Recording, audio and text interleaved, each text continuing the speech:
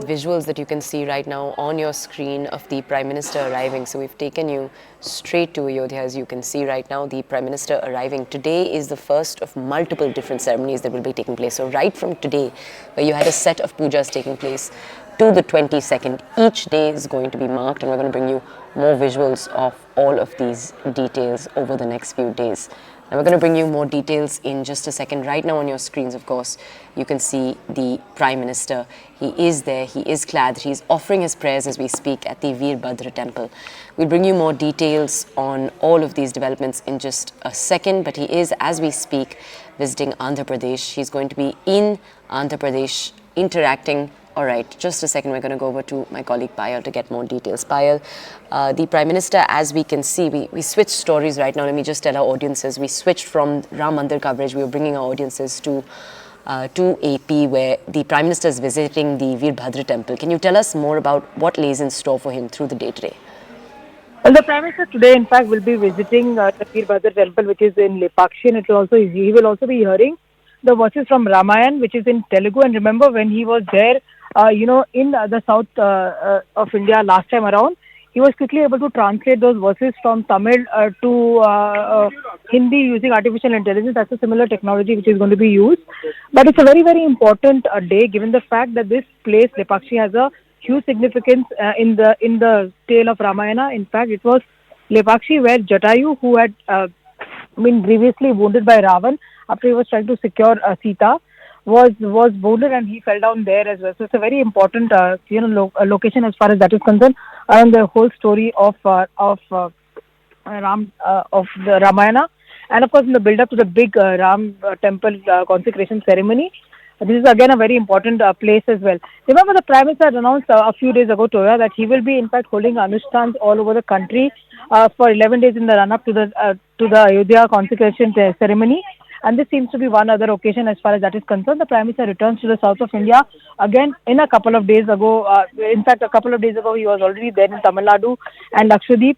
But now he has come back, and this time around on his visit list is going to be Kerala and Andhra Pradesh. So obviously, the Prime Minister on one front traveling the length and breadth of the country, at the same time also speaking about the importance of Ramayana in the places associated with the tale of Ramayana. This is a two-day trip to Andhra Pradesh and Kerala, and in Kerala too he'll be visiting a temple and inaugurating multiple projects. Can you just tell audiences more about that, please? Well, the Prime Minister always is on a visit, and this time around when he's on a visit, this is yet another confluence of Vikas and Vishwas. A number of important projects to do with the development of Kerala is also going to be on his when he's in fact on a visit over here. He will in fact also be visiting a temple, like you really mentioned. So the Prime Minister there on a two-day visit down south, and the south is a very, very significant region as far as the BJP's fortunes are concerned. The BJP is looking at getting their feet in the south. They have practically no government there after they lost Karnataka recently. So it's a very important background as far as that visit is really concerned. The Prime Minister will be taking development projects. Will be taking a lot of projects for the welfare of the people. He's going to be transforming India's ports, shipping and waterways sector. The Prime Minister is expected to inaugurate projects worth more than 4,000 crore in Kochi itself. And he will in fact be inaugurating the new dry dock and the international ship repair facility at the Cochin shipyard. And of course, he'll be also enabling docking of large commercial vessels, in fact, at the CSL. He'll be also, inaugurating the IOCL's LPG import terminal in Kochi, and the Prime Minister will be performing a puja at the Guruvayur temple and the Thirupur Sri Ramaswamy temple in Kerala. Can we talk a little bit more about what you touched on a little while earlier, Payal, which is the BJP's imprint down south? Let's just look at Andhra Pradesh in particular. It's a state where the BJP once used to play kingmaker. Can you tell us more about what the BJP's goals are with a visit like this, but also long-term over the next few months? Yes, the next few months are extremely critical given the fact that you have the Lok Sabha elections, and the score as far as the BJP in the states and south are concerned is 0. Barring Karnataka, they have not been effective anywhere in terms of Lok Sabha polls as well. They do not have any seats in Kerala and Tamil Nadu or Andhra Pradesh either, and that's the reason that the Prime Minister's pitch is going to be extremely important. Development down south is something which the Prime Minister and his government have been doing over the last 10 years. That is something which he is going to highlight on. Obviously, they are going to be looking at various combinations. In fact, Zoya, when the BJP has sat down and put out a list of the seats that they need to focus on, 84 of those seats are from the south part of the country. The Prime Minister has been making repeated visits. So there have been visits from various other leaders, including Union Home Minister Amit Shah, the party president JP Natta. So obviously, 84 seats out of 131 seats which are there in the state are going to be very important. And today, when he's visiting Andhra Pradesh is where Jagan Mohan Reddy has massive majority. He has 22 out of 25 seats, and in fact 23 out of 25 seats right now. And obviously, that's something which the BJP has also been wanting to focus on, is to get the imprints down south, but the score has not been very good. And of course, Kerala has been a bitter battle between the RSS and of course the CPM forces over there.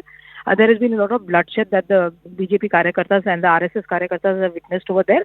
But the BJP is determined to do well this time around in the Lok Sabha elections, and that's the reason these pitches coming in from the government in terms of development and also in terms of honoring what you see is said to be the dharma. So Vikas and Vishwas is again which Prime Minister Modi's pitch has been all through the 9 years. He's spoken about the importance of having double engine growth Sarkar, talking about, working towards the causes of people, at the same time respecting every individual, their faith, their following, etc.